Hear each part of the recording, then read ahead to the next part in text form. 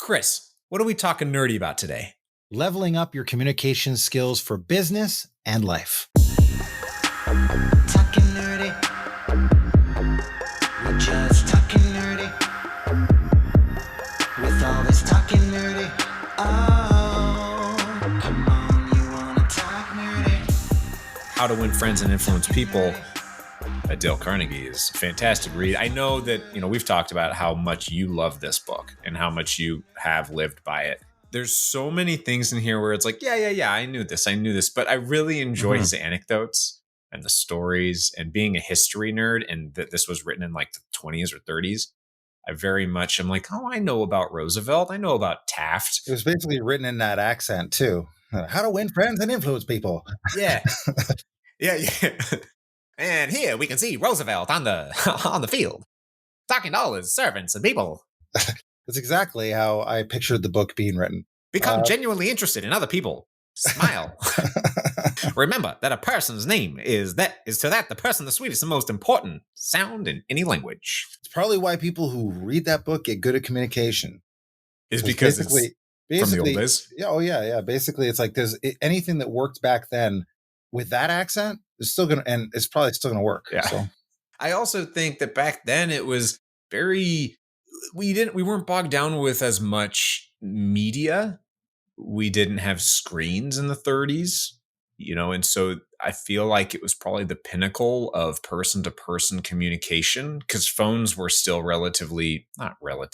were like 50 years old at that point, I think. Like, commonly used phones were very recent in every household phones, let's call it that.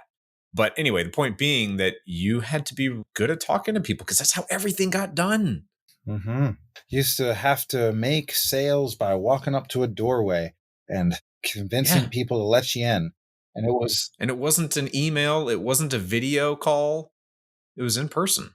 Well, do you think that makes it so that communication skills are less important or more important now? It's a good question. The obvious answer is it makes communication skills more important now, because there's fewer people that are really good at it.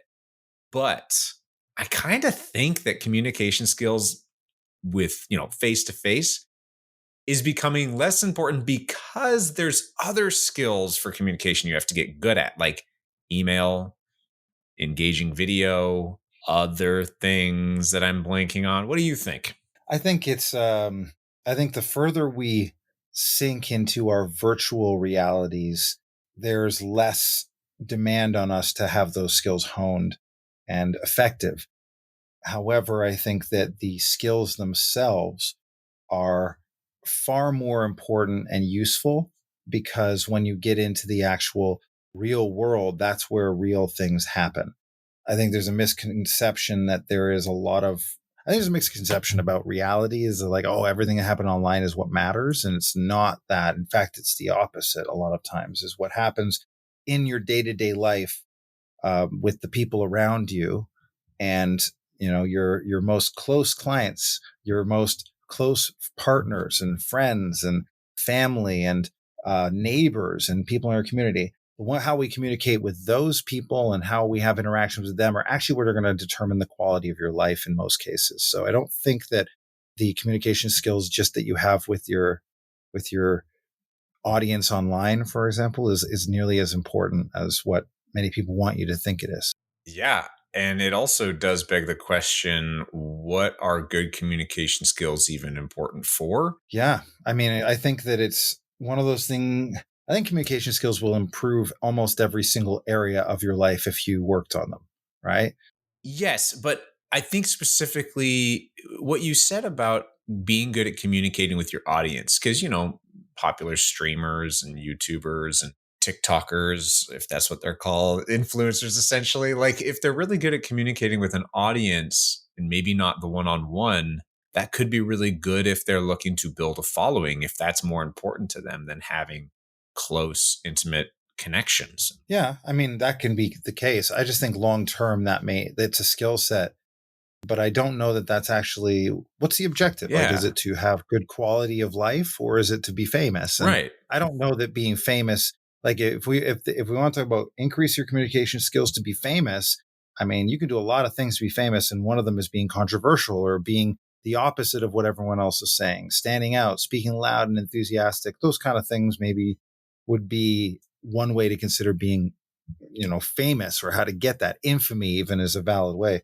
of doing it. It doesn't necessarily mean it increases the quality of your life. And I guess to me, the communication skills that are really effective or useful, they show up all the time your in your life, whether it's negotiation in your household, or negotiation with a client that's paying you for a service. So there are ways in which communication can show up everywhere you want to be, and I think Yeah.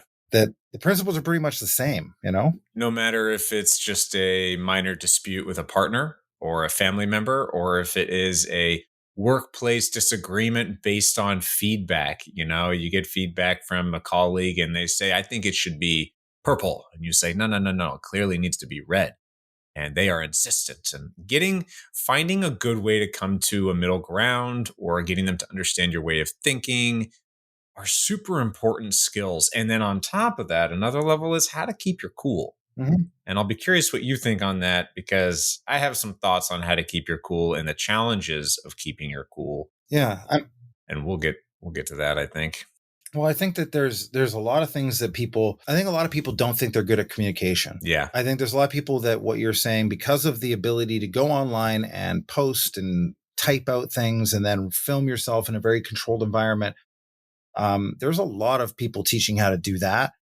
They don't need a lot of times they don't need to hear that. Mhm. I think what is rarer are the communication skills to be able to get in front of someone and actually connect and lead people down a path towards an outcome.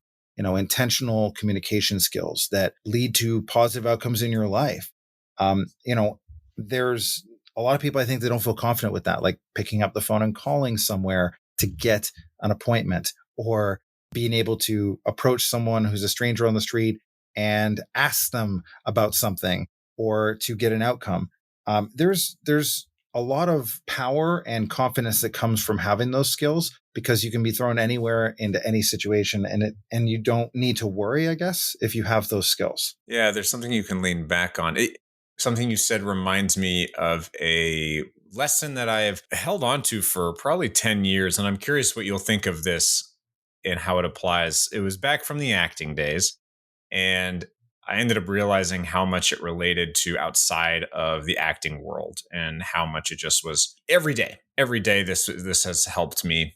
And I'm curious, how often do you find that you deal with a person who seems quiet or reserved, or just uncomfortable because maybe they don't know what to say? How often? I mean, that's hard to say. I mean, I think that there are, yeah, I mean, honestly, I don't deal with a lot of people outside of my circle all the time. I deal with a lot of people in sales situations one-on-one. So those, I'm usually guiding the conversation anyway. But what do you mean? Like, I don't know. I don't know that I particularly do on a regular basis. Okay, well, I guess you surround yourself with people who can hold themselves really well. I deal with various numbers of people who are, clients who want help with something, but they're not quite sure how to communicate it. I've also gone to people who, for example, there's a guy that I get, I go to him for painting certain minis, and he's fairly timid, and I can tell, and he's even told me he's not a huge fan of talking. Like he just makes him uncomfortable. And so I make an effort to put him at ease.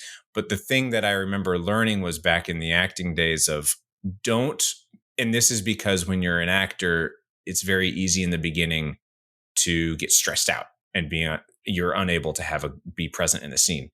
So I was told, don't focus on what you're going to say or your lines. Focus on the other person and what they're saying. And I took that lesson and realized, you know what, we actually do this all the time in day to day. We should be focusing on what the other person's saying instead of constantly focusing on what I'm going to say. And I think this is just active listening. Listening is the main thing about communication I think people need to be good at. when I was in sales, well, I'm in sales, but most of the time it's about really listening to people, so that you are able to, I guess the way I want to say it, I have a nice succinct way of saying it. What you hear is more important than what you say. That's what I mean by listening, right? And I agree that listening to a person, really listening, is actually kind of addictive for the person who you're listening to. Like, have you ever had it where you're talking to someone and you get their attention and then you feel like nobody else in the room or anywhere else matters? They're locked in on you. Yeah. That's one of the things that I try to create when I'm in a situation with somebody. It's hard to do digitally, but in face to face, when somebody is saying something, oftentimes, especially at parties or when people are drinking, even at a bar or whatever, a lot of times people are like just waiting to say the next funny thing and just Yeah. interact like that. And when you actually you lock in and you look at someone and you really listen and give them the indication that you're really listening, but they get locked into, and they're like, oh wow, I don't get this very often. Not many people actually ever listen to what I'm really saying. Hmm. It almost makes them uncomfortable sometimes when you hear some or you see someone really listening. And that gives you as a listener, yes, some power because you have the ability to make them feel at ease or not. But also when you really have that listening, uh, when you really listen to what they're saying, you then are able to respond appropriately to that as well. And you kind of have to just let go and trust yourself in those moments that you're gonna come up with the right words at the end of their sentence. So how do you typically engage people beyond just listening? How do you engage with them? Like just in a conversation. Yeah. Yeah. Like, say you're already talking to them. We're not, this isn't about starting up a conversation and making a friend. This is more so you're in a conversation and you want to captivate, you want to engage, you want to connect with this person for whatever reason. You want them to become a better friend. You want to build your connection with this person for sales reasons. You want to build loyalty with a potential customer. How do you typically engage them? Well, I get very curious about them. That's the first thing, is not to be invasive, but to be curious. And I think there's a line where when someone says something and you're listening to them, and then what is fascinating to you about that thing they just said? And what would you want to actually know more about? So getting curious about what someone said. So it might be around the why behind them believing a certain thing, or it might be, well, how did you get into something like this? Or what made you make that choice in that moment? Right. Like you've got to get curious about what they're saying. And when you ask an intentional question that shows you're listening, people feel more connected to you as well. That's the first thing I'll say about really listening is that, and also that you want to be, like, at least in intentional sales situations, listening for what they're really saying, not just what they're saying. You know, like, you're listening for. You know what I'm always listening for in a conversation Hmm. is, who do people want to be? So when they are talking to me about what their life or their business or what they're doing, I'm listening for, who does this person want to be? Because that tends to be what people want to buy, and who they want to buy from is someone who they want to be and who has something, who is already doing the thing that they want to do. So, does this person want to be the center of attention? Are they looking for love? Are they looking for a large amount of money? Are they looking for people to pay attention to them? Are they looking for, who do they want to be? Do they want to be someone of note and impressive? Do they want to be known as a wise and smart person? Like, who do they want to be? Because that tends to give me a lot of ideas of where to make them feel good and where to actually guide them in decision making processes if I happen to be selling someone. It reminds me of in this book, Dale Carnegie's How to Win Friends and Influence People. He mentions the importance of making other people feel important. And it ties into what you just said about, what do people want to be? Because typically what people want to be is their idea of success and the fulfillment and proof of their importance. Yeah, but it's different for everybody too, right? Yeah. Like, what does importance mean? Like, oh, I mean, it's important that I'm respected by everyone when I walk in the room? Or is it important that, I'm the person that people go to when they need help? Or I'm important because I have the love of my partner and children. Like what is that? Like you have to listen. And I think what can help in listening is listening for what could be their core values. Some people know their core values right off the bat, and sometimes people just don't, but they live them anyway. And so I always like, what I'm listening for is what are core values, especially in sales situations. Like, are they more of a safety person and security? Are they excited about adventure, fun? Are they, more of a core value around love and connection? Core values can be anything, right? But it really is important to listen for what kind of core values do people have? Because when you align you and your product to their most important values, you're more likely to create sales or loyalty with that client. This touches on, because right now we're in December, so there's holiday parties happening, and I actually tomorrow am going to my partner's holiday Christmas dinner. Holiday Christmas, that's kind of redundant. Her work's holiday dinner. And I am outgoing, and they have intentionally seated me near a buffer zone. I am the buffer. I am the buffer. Yes, for a couple people. You're middling in the middle of the table. You're the person who I has to I juggle the table. It's like, go loaded with questions, man. Go loaded with well, scenarios and stories. so the thing is, over the years, I've learned that a great question that I love for engaging people is, after the whole, hi, like I'm Frank. Oh, yeah, so and so. Oh, yeah, crazy weather, right? Oh, what do you do? After those simple, basic ones that don't really go very far anyway, Mm-hmm. I always pull out, so what do you like to do for fun? Mm-hmm. And I find that that is super. I mean, first off, it ties into something I really love talking to people about, which is what they are interested in. Because, like you said, it's, you like engaging. You said in slightly different words, but you like learning about the person. And that's very true for me too. I very much love learning something that the person loves, because you can learn something from anybody and everybody, whatever it is. And if they love something, they probably know a lot about it. So I really like asking people, what do you like to do for fun? And if they say biking, I like doing long bike trips. And I say, wow, I know nothing about that. Like, what's cool about it? What do you enjoy about it? And I find that ends up they end up carrying the conversation on for a long time.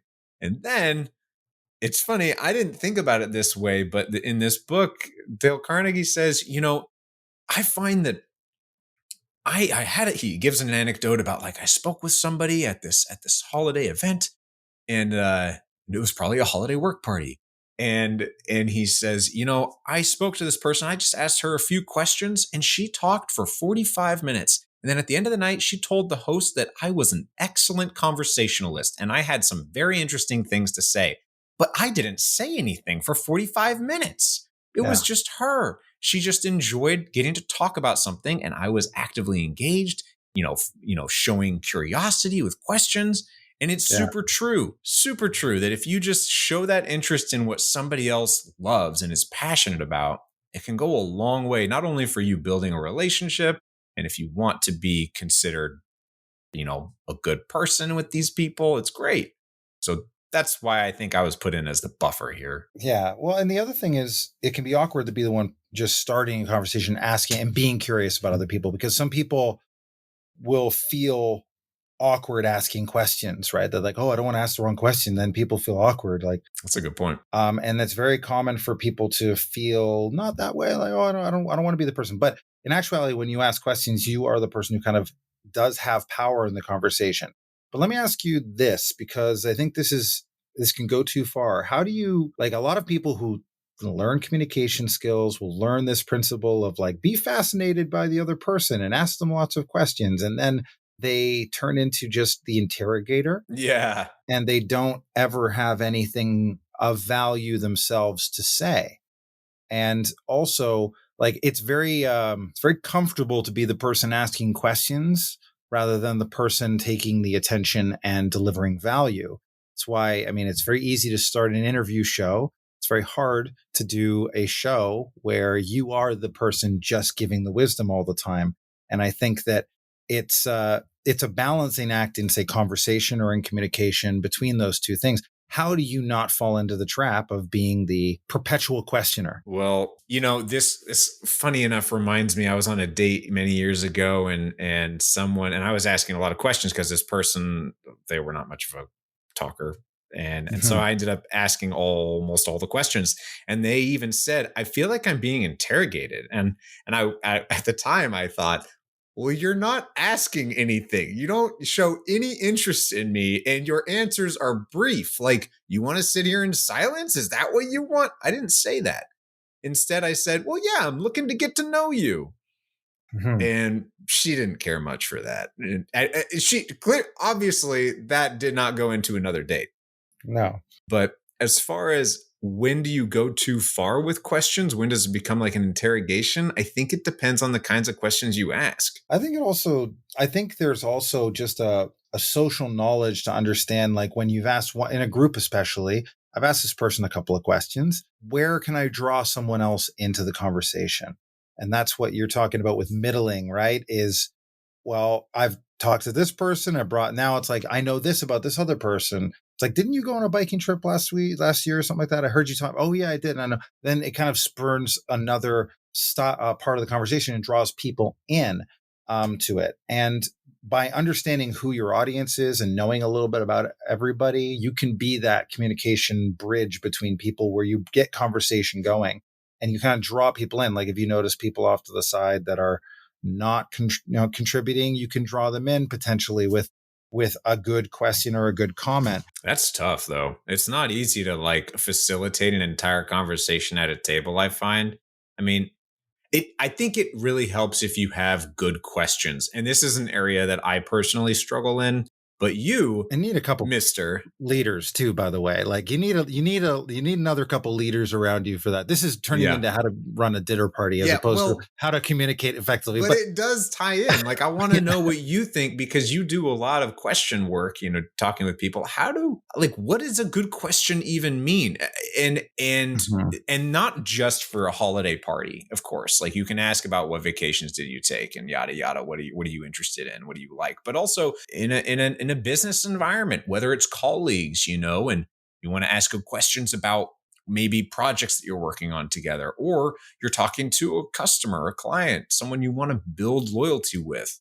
Are there any fundamental techniques for asking open-ended questions that aren't just, the binary yes or no answers? Yes. So to follow up on that answer, because you're asking, like, Because I just asked a binary question. well, it's interesting because it's like, okay, if you ask, you see a great art piece and then you ask the artist, what makes a good, painting stroke that allows you to do that. And it's like, it's not really about just the painting stroke, it's about like there's a conception that you have around the whole piece that this painting stroke goes here and this painting stroke goes here and this is a different technique and there's 25 different types of paint things that went into making this one piece. It's kind of the same in a great conversation. Realistically, I don't want to make it sound too overcomplicated, but what are some of these things? There's like words matter. Just take, for example, we're talking about improving your communication skills. That to me is a very lousy name for this episode. Okay. So let's say like maybe leveling up your communication skills is better, right? Or what about this? Like, what if we called it attaining epic level communication skills in under 20 minutes? I'm just stunned because you threw an epic again. Yeah. Or you could say learn 4 strategies to changing anyone's mind in 20 minutes. Or I could say master the 4 secret strategies to turn anyone into a client in under 20 minutes.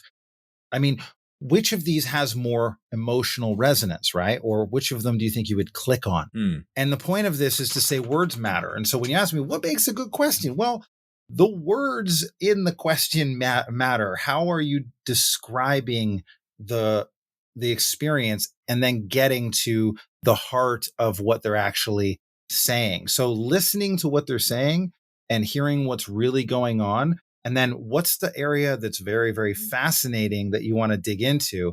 And I think that when somebody is telling a story, which is often where it is that you want to ask questions, is dig into the part that is more than just what they're feeling. Because I think very often we'll go to a place of like, well, what did that feel like? And in realistically, that's not what is interesting. What I think is interesting about a scenario or story where someone's making a choice or doing something fascinating is, what led you towards making that choice, or what led you into this mindset, right? Hmm. Sometimes we'll also ask questions like, well, what are the lessons in that for you? It's very open ended, but to me, it's better to be like, at what moment did you learn the lesson, right? Or what is the key moment that it changed for you? you know so I'm trying to draw out the moments, because life is a series of powerful moments, and when you get to see a movie, all movies are is stripped away moments, only the core and important things, and a good movie has only the most important moments that draw you through the character's story arc and to the end. And a good conversation, when someone you're digging into the various moments in their life that actually make them, that's where I think you really learn about who they are, is when you discover those moments and allow them to come out. And so it instead of just so I think that the question you're asking is, how do I ask better questions, right, of somebody? And I Mhm. think part of it is really understanding what makes something interesting, versus, and not putting it all on them to make it interesting. It's like, where is the interest in this? And that's not easy. That's why being a great interviewer, like a Larry King, or any of these kind of iconic interviewers a Joe Rogan or whatever. Why is it that they're so good? Is they have a real expertise for what's going to be interesting, and their own curiosity has been honed like an axe towards slicing towards the great things that people have in them. They see the people for who they want to be and who they are, and know, like, oh, the audience is going to love this part of you. You don't know that, but I know that. So let me guide you towards that so that I can bring something out that nobody's seen before.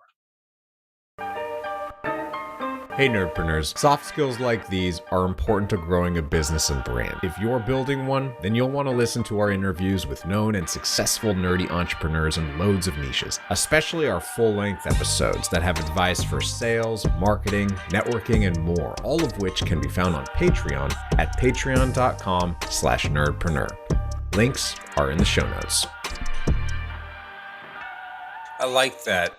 The idea of, and one differentiation that I found in what you said was, you look for the interesting moments, not just what's interesting to you as a listener, because that's only going to go so far with the person you're talking to. But I mean, that's part of a conversation. You contribute some thought and some input, but then you throw it back to the other person. It's like a game of tennis. You hit the conversation back and forth, but also carrying on that conversation is asking the questions about what made it interesting, what makes this thing interesting to the person that's talking, and when did those where are the moments that it changed, that something changed, whatever is being talked about. Where's that moment? Life is a series of changes, right? A series of moments where we shift and things become different. Did you ever read Steinbeck's The Pearl? Mm-mm. Okay. Well, the whole thing about the pearl is, this guy finds a gigantic pearl underneath the water. And basically, when he finds it, all life is now divided between moments before the pearl and moments after the pearl. And there are these moments in our lives which are like the pearl. You discover this thing, and everything after and everything before that was different. And I didn't really like the book very much, but that principle is so cool to think about, because there are every day there are moments like that, or you can find moments like that in everyday life and realize, like, the significance of them, right? Significance of before and after. And at those moments, we show up as people. making decisions. We show up as people and fail. And that's what's interesting to people, at least I think when they listen or when we communicate. Now, this has all been on the aid of listening and asking questions. And I think those are really important. But one of the things I noticed you were doing earlier, and I think it's a really good principle of communication, is storytelling. Mm. So multiple times during this time, you have tailored your lesson towards a story. And I think that there is a reason for that.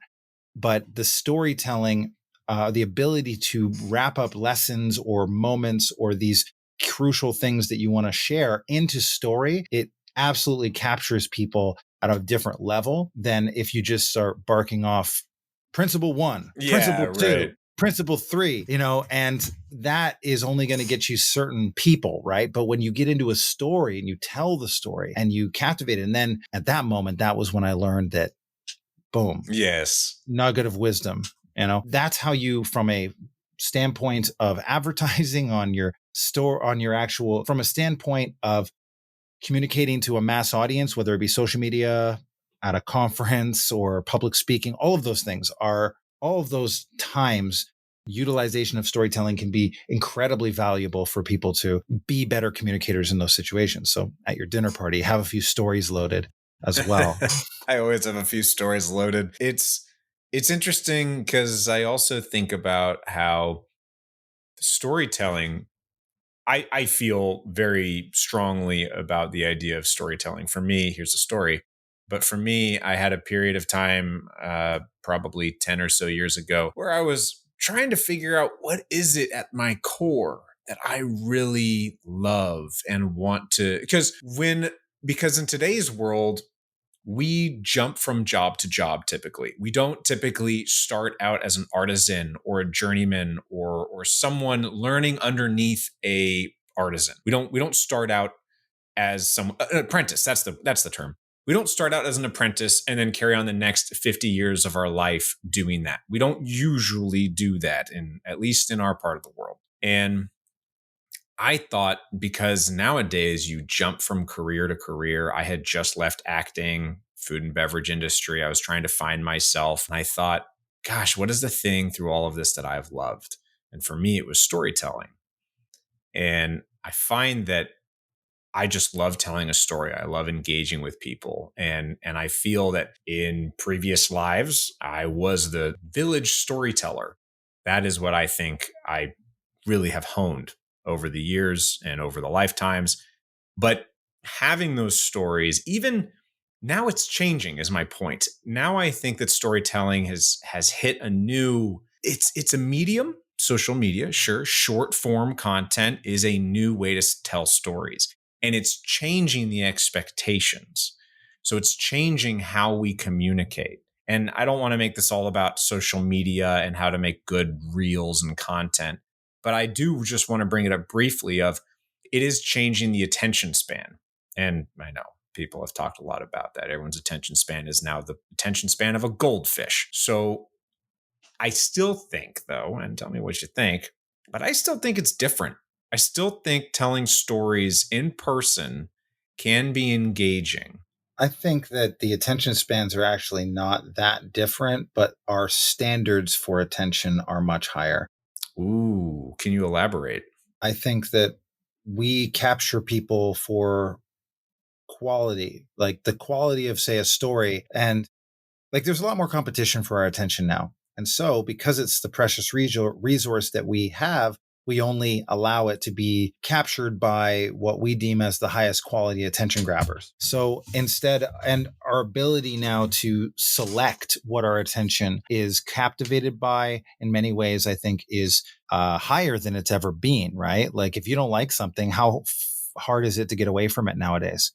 It's easy. You just use your thumb. Yeah, exactly. Like a moment, right? Whereas, it used to be a joke being at a dinner party where someone was doing a toast and it was incredibly boring and long and nobody ever listened to it. And they were, oh my God, he keeps going. Oh, no, no. Like, that was a long standing joke because we didn't have the ability to remove our attention so quickly. And I think that our standards for attention are higher than they've ever been. So now we expect, and I think we feel like I don't have to listen to anything that's boring anymore. So why would I? And if I am bored, I can just go to this thing in my pocket and flip through my phone. Yeah. And so there are a lot of things out there that I think captivate our attention at such a high level that we can pay attention to them for a lot longer. There are many times I've watched reels where I'm like, oh, I wish that was longer, or I wish more reels were like that, or I can't wait for the next reel because they made it into a story that was like multiple parts. So I wanted to hear what was next, you know? So there are things like that that I think you can use as storytelling is about leaving open hooks, open loops, I should say, not open hooks. Storytelling is about leaving open loops that you can close later. And that's one of the principles of storytelling. It's just like open loops and then close them later, open loops, like close them later. It keeps people coming back, wanting to pay attention. Yeah, like I can imagine comedy does this, stand-up comedy, especially when you do a full circle bit, like a full circle joke. I don't pretend to know what these terms are supposed to be, but the way Callbacks. Yeah. there you go. Yeah.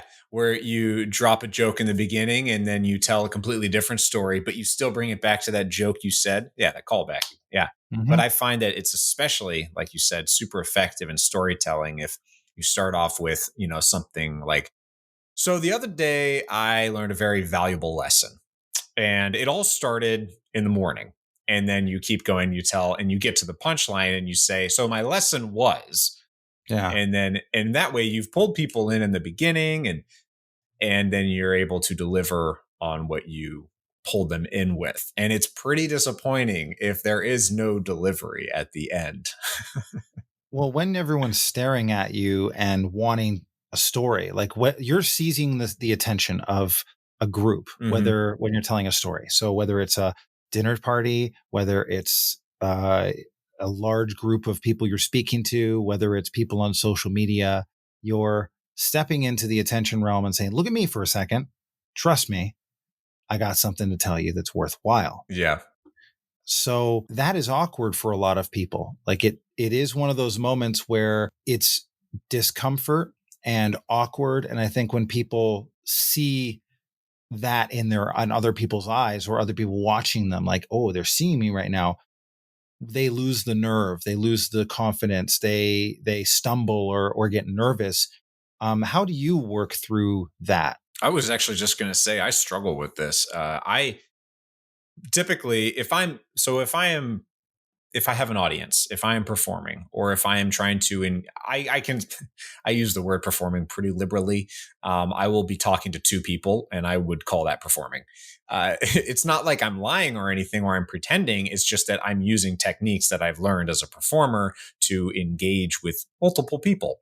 And one of those techniques is looking them in the eyes, and yeah, yeah, not staring at them, not mean mugging. Just go between the two people Yeah, really and quickly, really don't quickly. blink. Whatever you Don't do, blink. don't blink. No, I definitely will look between them. And so that is the thing I try to do and I'm conscious of. However, just earlier today, I caught myself in a conversation with three people, and these are colleagues of mine. And I was looking at the table more than I was looking at any of them when I was talking. And I do that. I know lots of other people do that. Uh, but as far as how do I engage with people, like what's a way, man, I tell myself to look at them in the eyes and I make sure I don't go to my phone. I Mhm. make sure I don't go to my phone because as soon as I go to my phone, I'm telling them I don't really care in this conversation. You're not important to me anymore. My phone is more important than all of you. So I avoid that big time unless my phone is vibrating and it seems important and it's like, this is a work call. Sorry, I got to take this. Otherwise, yeah, I don't use my phone. I think there's some simple techniques to be able to be relaxed and maintain relaxation. One is Breathing. obviously the more you do it, the better you're going to get. Right. Yes. Yeah. So if you are willing to fail a few times, which means feeling awkward and tell a bad story here and there, you're going to feel a lot more comfortable in the situations where you do capture the attention better than Oh failure. my gosh. Yes. I have to, real quick, I have to say about failing often is it's so true. I fail so much. I tell a story that I think is funny. No one cares. I've gotten to a point where I can tell people aren't going to care about this story but I'm going to say it anyway because I like the story and I want to share it. Or like I was just in the car the other day with my partner and I tell a story knowing this is a story she has no context for. No matter how much context I give her, she's just not going to find it funny. But I delivered it anyway. And just as I was sure, she didn't find it funny. And I just kind of learn how to recover from that ultimately, which is like, oh, well, I'll say something like, well, fuck me. Like, or, yep, that was an inside joke. People Cool find that story, funny. bro. Exactly. Well, that was a cool story, huh? Yeah. Okay. Anyway, what'd you eat for breakfast? So I was, do you know I know how to scuba dive? Me too. Oh, I didn't wow. know that. No, see, we learn new things all the time. But I learned how to scuba dive when I was a teenager and then didn't scuba dive for a long time, like 10 years maybe. And then I went to Bahamas on a sales trip. And when I went there, there was a salesperson who I had got there and he said, oh, his name is Thomas, but he doesn't have like the French Thomas, Mm. Thomas, right? And so he comes out and is like, please, we should go and play. I don't know why he sounds like French guy, but I'm going to use that for his voice. Sure. Please, we should go and go scuba diving.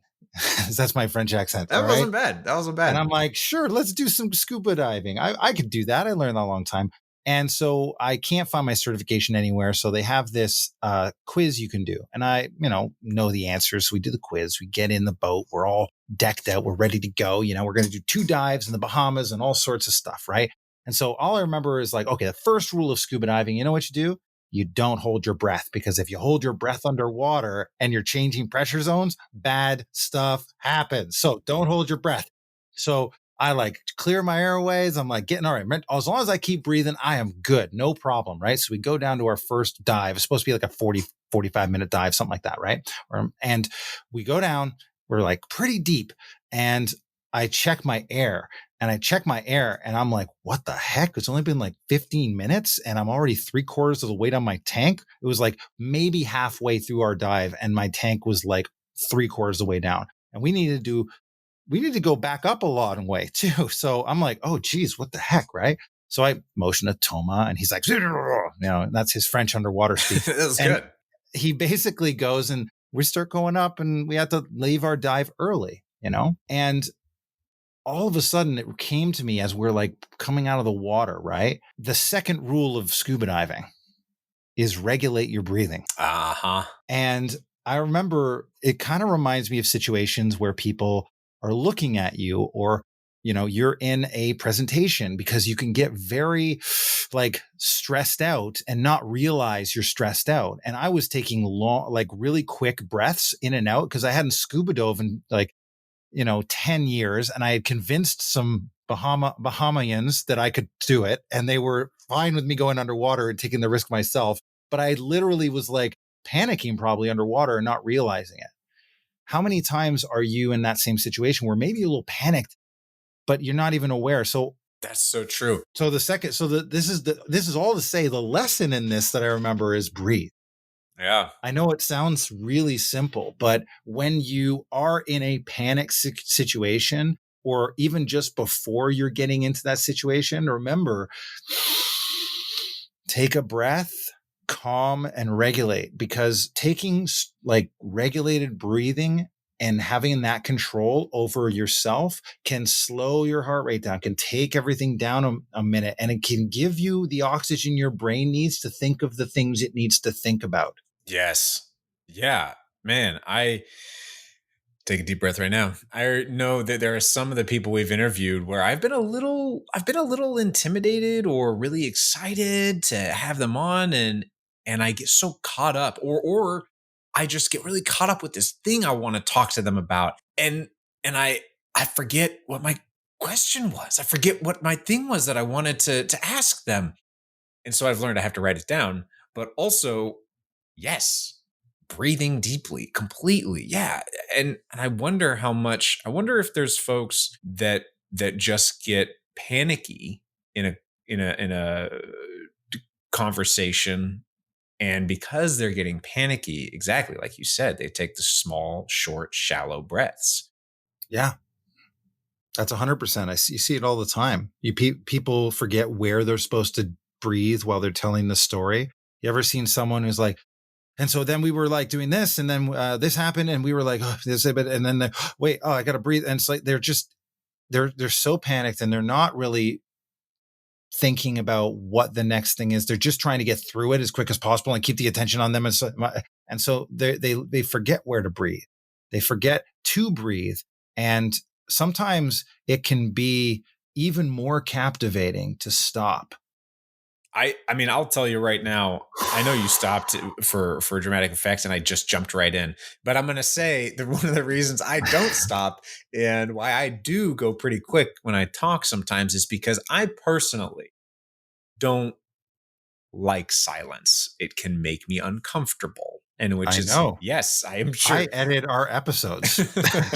I'm the one who's listened to you many a time. Me too. But I also I've heard that Yeah. energy where sometimes there's like a moment and it's just like, let it sit. So guys, like, and it's just Frank jumps in and I'm like, oh, all right. So sometimes I do move that out a little bit just to get a little space. Well, I'm always afraid if I don't jump in with my thing, I may not get a chance. We may move on to something else and I'll have lost the opportunity. So there's that too. And sometimes that's okay. That's the other thing. I actually think that's another thing that's a good, because oftentimes you'll be hearing stuff and you're like, oh, I have something to contribute, but you have to listen to what's going on in the room. If the room is moving, and not you specifically, I'm talking to anyone who's doing this. No, I'm just going to apply this to myself. But sometimes there's a moment where it's like, oh, I got something really cool to contribute, but the moment is gone. And so when we drag it back, it's like you're trying to drag attention back and say like, no, I want to say something here too. And it's like annoying to people because we've moved on from that, or it feels complete. Mm-hmm. And there are times where we've all done this, and I've done this too, where we realize like, oh, nobody really wanted to go back and hear that. And we were kind of complete on that. In fact, it felt good. So sometimes it is like letting that stuff go. Yeah. There's a really strong principle in communication, at least in sales too, is don't sell yourself out of a sale by talking too much. And I can tell you there are times when,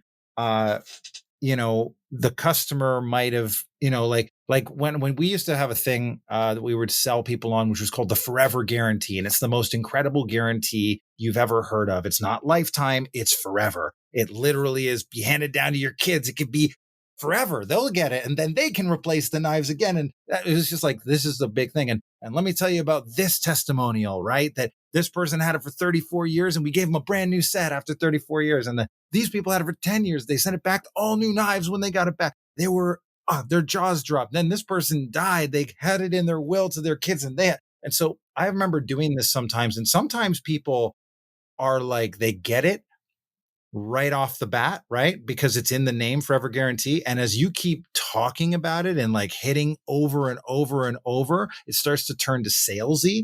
And if you don't realize that there's this like, hey, dude, I get it. Good guarantee forever.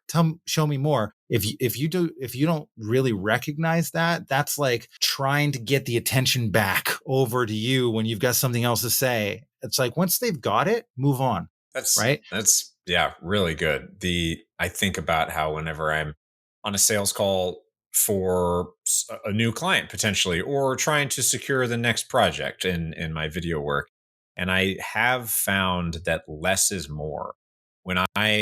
So what I mean by that is when I say less about what we do, because, and this may be unique to what I do, but it's because every project is different. And people listening might be in that boat where they do maybe commission art and every project is different. What your person wants, what your client wants. I want a waterfall. I want like these colors specifically in the waterfall. And you're like, that's not how I would do a waterfall, but okay, sure. You can't sell them too much on, hey, look, I'm going to put, it's going to be a big mountain. It's going to have this and that. And they're like, I don't want any of that. I just want a waterfall. With my job, I know that I can pitch them on something, but they actually might have something else in mind. If they have nothing in mind, then sure, I will suggest some ideas. But otherwise, I just like to ask them the questions like, what do you want in it? What is it used for? What are you going to do with this? Where are you going to put it? And that way, they not only get to tell me more, but I'm speaking less, which is what I want. I don't want to, like you said, I don't want to sell myself out of a gig by talking about, oh, all these other projects I've done that may have no bearing on the kind of thing they want made. Sometimes it's okay to let other people have the final word on a Yeah. subject, especially when it comes to a client, right? Yeah, but not in a podcast. I have to have the last word in a podcast. I've heard that. Thanks, Chris. But in the end, I'll decide because that's true. I You're have editing. the editing power. So there's been a few times when I'm listening, I'm like, I'm gonna edit cut that out. Cut that. Frank just wants to say something. No. Guilty sometimes. Yeah. Well, there's tone as well. So like some of the things I've learned from sales are that 55% of communication is body language. About 30% of communication is the tone that you use. And then there's about 15% that are the words. And I mentioned earlier that words are really important. And so that we actually do want to agonize sometimes over the words that we use to describe or when we ask questions. But let's talk about tone and body language for a second, because those are also really powerful ways to communicate. And I think body language, the breathe thing really makes a difference in how your body language comes across when we're in person. I think when you're have good clothes on that you feel confident in, that matters. A lot of people think, oh, you have to dress for success, but that doesn't necessarily mean you be dressed over top of what other people are dressed. Because if you're wearing a suit at a beach party, you would feel awkward. And the thing is, you want to actually dress for where you will feel the most comfortable. So if you're at a beach party, you're wearing beach style clothes that you feel comfortable in. And if you're at a fancy dinner party where everyone's wearing a suit, you know that and you're wearing appropriate wear for that. That's what dress for success means. And it's really the reason it is because it makes you feel confident in yourself and be able to perform. So you're not worried or thinking about what people are thinking about your dress. Yeah, I remember hearing a while ago. I mean, dress is super helpful. And so I'm reminded of back in the acting days, and well, let's keep it on body language, right? Because that's my thing. Yeah. Is like when in acting, there is so much of when you go into an audition. I mean, auditions are essentially your sales opportunity. So you go into the audition room, and they say go in with confidence. Dress in like your favorite underwear. That's at your lucky underwear, right? Like some people have that tradition, that superstition. And over the years, I realized, you know what? No, fuck that. Like it all depends on what your character is that you're auditioning for. So it's a little different, but I remember hearing that advice. I think it's important and very much applicable to situations that have any time that you are dealing with people you don't know, especially, or that you're trying to create a good first impression. Yeah, like you said, clothes are important. Walking in with confidence. What's your confidence like suit? What does that look like for Chris? Well, there's something called the primacy effect, which is really reworded as the power of a first impression. I learned it in sales very early in my career. And what that means is that everything that you do and say is filtered through a first impression. So when you realize everything you do and say is filtered through the first impression, you realize there's a power to it. It's not the be all end all. You can fix first impressions that don't go well, but if you can make it a good first impression, you've done a lot of the heavy lifting. So I think clothes that fit, if you're asking me, what do I wear clothes that fit and make me look good. But also, I work out and stay fit so that I feel good about my body and how I look and all those other things, because that increases your confidence too, because it's not just about what I'm dressing up. It's about the whole package in my mind, so I feel more confident if I've worked out that day, or if I've, done something hard for myself, if I've meditated, or I've done any of these things that really are part of what allows me to say exude confidence. Right. And then I can feel confident. I don't have to fake it. Right. And yeah, when I say like what your confidence suit is, yeah, Sure. Clothing can definitely be a part of it. And I didn't maybe elaborate very well, but but it that is was, my confidence suit. My confidence suit is my lifestyle. yes, that's what I'm getting at, Yeah, is yeah, like, okay. what is the non-clothing stuff that puts you in that confidence mode? Well, there are, yeah, being in a confident state. So there's a few things. One is, like I said, if I know I got something important to do that day, I try to schedule it later in the day so I can go to the gym first. Because when I finish the gym, and I also want to have enough sleep, I want to have enough, water, and I've, eaten, I'm not starving, I've had all the things that make me peak me in that day if I really have to perform. So there are those things that work for me. I want to, have known my outfit that I want to wear that makes me feel like $1,000,000, I want to know that my life is in order. Like I don't want to get into a fight with my girlfriend, but the day, not whether we fight, we don't fight that often, but I wouldn't want to like provoke something the day or the night before an important thing. You know what I Right, mean? right. Like you don't want to be distracted with stuff like that.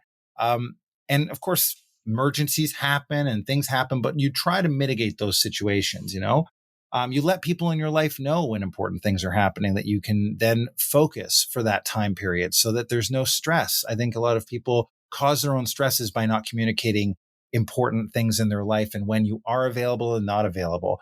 And the other thing is, you don't have to feel confident to exude confidence.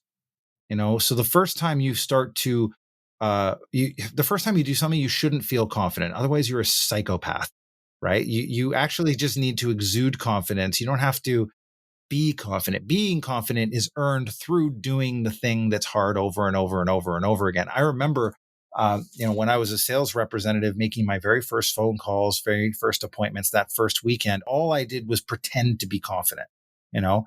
And so I said to them, I'll make eye contact, which is a great way to pretend that you're confident. I smiled a lot because people who are smiling seem like they know what's up and nobody questions it. And squarely face people when you talk to them. And I tried to keep my body language very relaxed. So, I tried to avoid shakes and like lots of jerky motions, just trying to be calm and breathe through those kind of things. Yeah. Yeah, definitely the whole being calm is and not moving a whole lot. I definitely resonate with that. And it does tie into the thing that comes to mind for me is in body language is also our posture.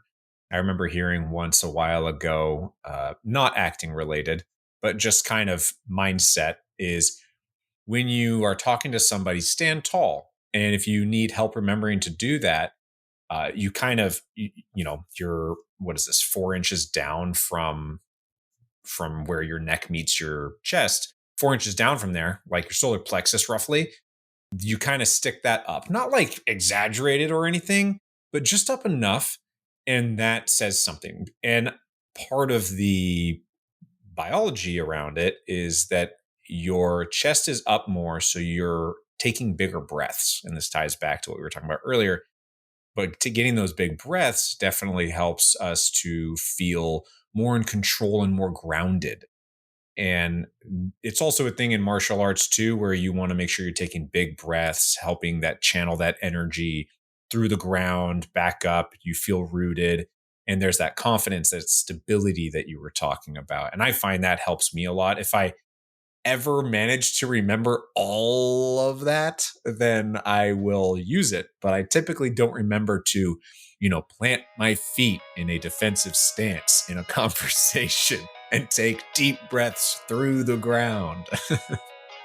This was part 1 of our discussion on how to hone your communication skills. If you enjoyed it, you'll want to hear part 2. Hit follow on your podcast app because we'll release it in the next 2 weeks. Thanks for listening, and as always, keep it nerdy.